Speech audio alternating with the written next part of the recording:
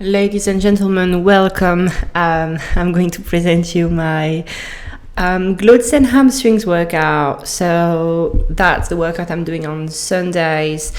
It's the only workout in the week where I'm targeting my glutes, like directly targeting them, because the other two workouts, it's quads and then it's hamstrings and quads. Of course, glutes are working because I'm doing squat patterns and hinge patterns. Of course, my glutes are working. But in this one, it's a lot more focused on the glutes, with some hip thrusts and some kickbacks and stuff like that, where I really target my glutes and work them a bit differently. So this one is for the booty, but also a bit of hamstrings, of course.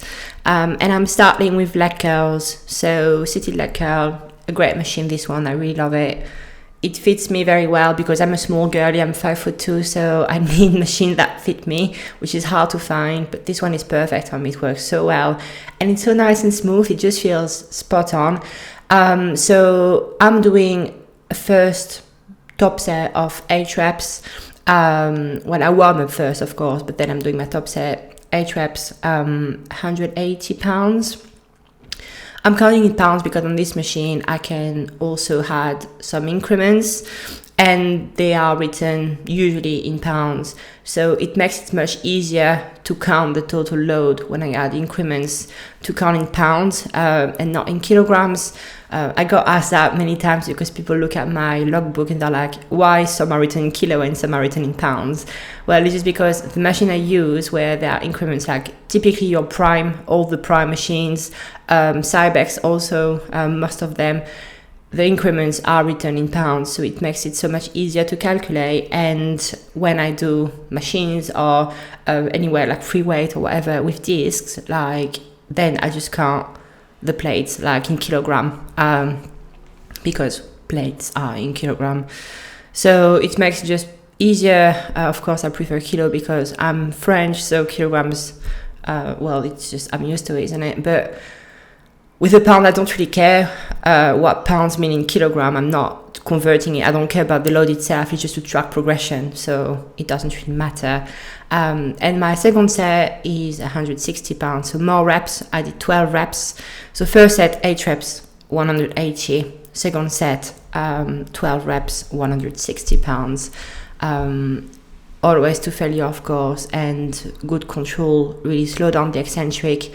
Full range of motion, all reps should look the same. If you stop like shorter and not going all the way, then it doesn't really count as a full rep. So yeah, make sure you're also comfortable with that and count only full reps. If not, it doesn't count. And after that, I went on the hip thrusts. So I'm really bad with math. I'm always asking my friend to double check the weights with me because I got it wrong so many times. It's terrible. It's really terrible. I'm so bad at math, and yeah, so I'm always asking my friends to double count. They hate me for that, but you know what? I don't care. So hip thrusts, 2 sets of 8 reps, with a pause at the top, of course. Is the only movement for your glutes where you can actually load them with a maximum intensity in the full contracted position at the top, because all your squats and hinges load the glute in a stretch position. The hip thrusts allow you to load the glutes in a like shortened position. So take advantage of it and do a pause at the top, please. Also, it forces you to really control the load, because doing a pause makes it so much harder. So by doing a pause, you make sure you fully control the load and it's only your glutes working and not just momentum, because it's very easy to load a hip thrust and just put a fuck ton of weight and then just butchering it and having a shit technique and not loading your glutes very well, but using other muscles like your spinal erectors, your hamstrings, your quads to do the movement. We want to target the glutes, like 90% glutes and then 10% the rest on this movement. You can't have 100% glutes on a hip thrust because it's a compound movement, but you can have 90% glutes and 10% of the rest. And for that, you really have to do it properly. So proper technique, You have to find the perfect setup for you, and we are all different with that. So my setup might not work for you, so you have to find your own setup that works for you, and you have to have a perfect technique, really a clean, perfectly executed hip thrust, pose at the top, full range of motion, back straight, and that's going to lead the best results and the best glutes growth. So it's so worth it. Also, I have this chat many times with friends, asking, or not only friends, like anybody, talking about hip thrust. Why not doing machines or Smith machine ones? I'm really just not a fan. I don't like them. I think it's never as good as a barbell hip thrust. Barbell hip thrust feels so much better because, again, a hip thrust is a compound movement. So having a fixed like trajectory here with the movement on a Smith or machine can load other muscles a bit more, and depends on your structure. It cannot work for you, and it doesn't work for me really. Barbell hip thrusts are just the best because I feel mostly my glutes, whereas it's not the case on the other ones, especially like machines. Usually I feel my spinal erectors more because they are such a strong point for me. It's just like they take over very easily. So barbell hip thrusts are definitely the best option, and I'm urging everybody to do barbell instead of other options, just because no matter your structure, no matter like the length of your tibia or whatever, or your weak and strong muscle groups, like a barbell hip thrust is always going to work well compared to Smith and machine options, where it can work well for you, it can, but it most of the time it's just not as good as a barbell hip thrust. So yeah, when you do it right and you take the time to find the good setup for you, it will be so good for your glute growth and strength, and it carries over on everything, of course. So that's a great movement to incorporate, especially, well, if you want to progress also other things like for powerlifter or male bodybuilders. It's not only about glute growth, it's also about strength, and glutes are so important for all hinges and squats. So you have to remember that if you have strong glutes, it's going to carry over on your squats and deadlifts and hinge patterns in general. So it's just so worth it to do it. So yeah, just be patient, spend the time. Like it's really worth it what you get from it. Then we go back to a bit of hamstrings. So prone leg curl this time, a bit of different kind of work. The pattern is a bit different, the resistance is a bit different, like the angle of your hips is different.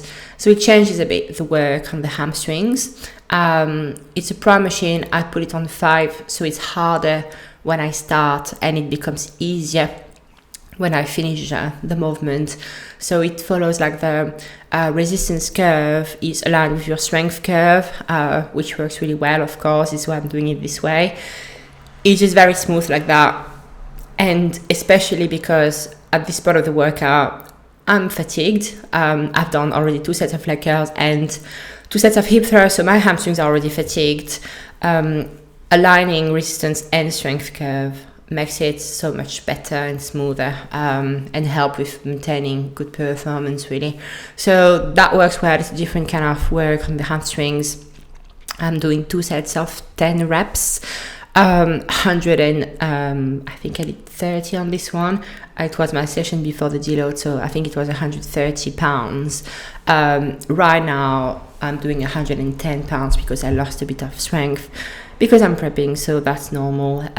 So yeah, but it's a really good movement. I like this machine, I really like it. It feels spot on my hamstrings, so it's a good addition for some more hamstrings work for this workout. And after that, I am doing some cable kickbacks. This one is really like, it looks like it's not a hard movement. It looks like very easy. You know, it looks like you're kind of like random fit girl exercise. But it's actually like, especially when you become pretty strong, it's actually really like, it kills me every time. Really, I finish it and I'm feeling all dizzy and stuff, especially with keeping my head low. Of course, it doesn't help. But this position is, in my opinion, the best position for glute kickbacks, because you're very stable like that. Being with your body, like your torso parallel to the floor, and your like your arms straight and holding like that, it makes it so much more stable. So then you can really only focus on the glutes and not focus on stability, especially again when you become strong and when you have big loads to kick back with. It can make it pretty unstable with the cable and motion and everything.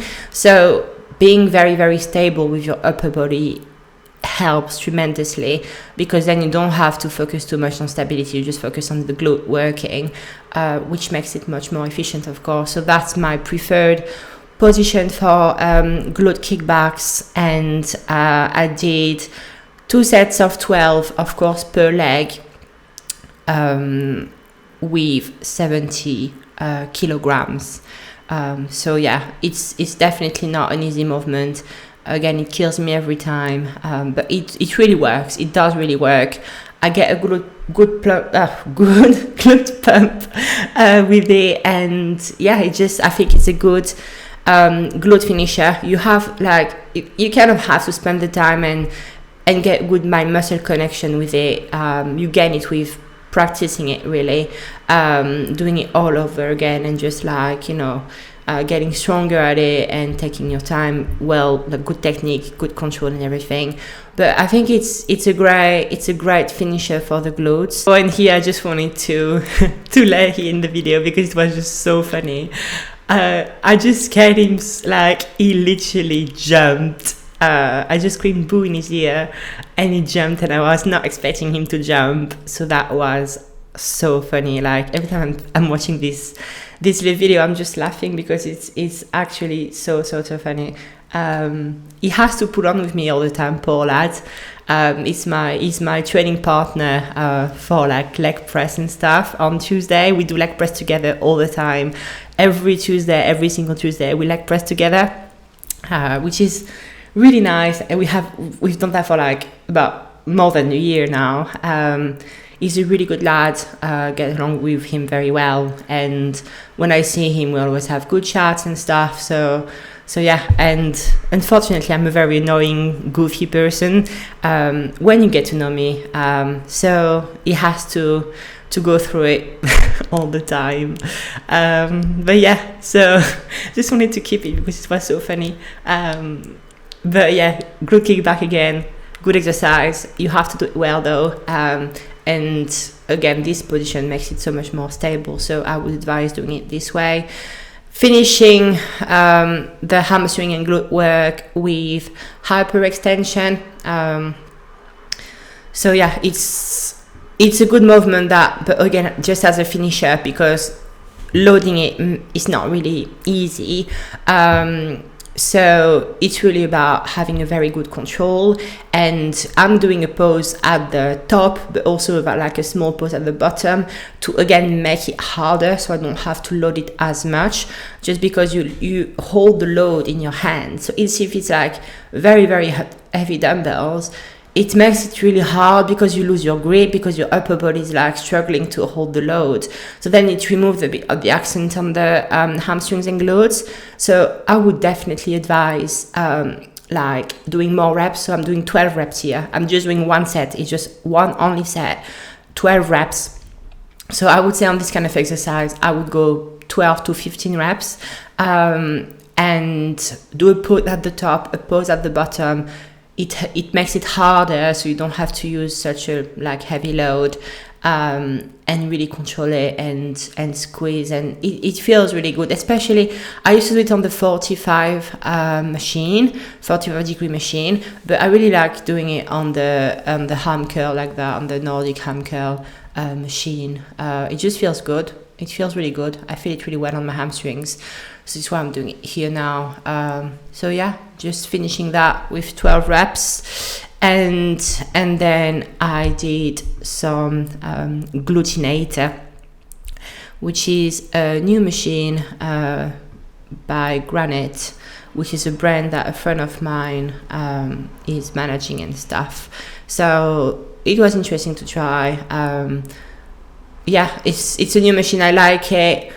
Few things that could be improved, because that's one of the first versions of it. But my friend, like, they did a new line with the improvements made on it, so you can have a bit more range of motion. And they added a belt, because on this machine your hips tend to shoot up a bit.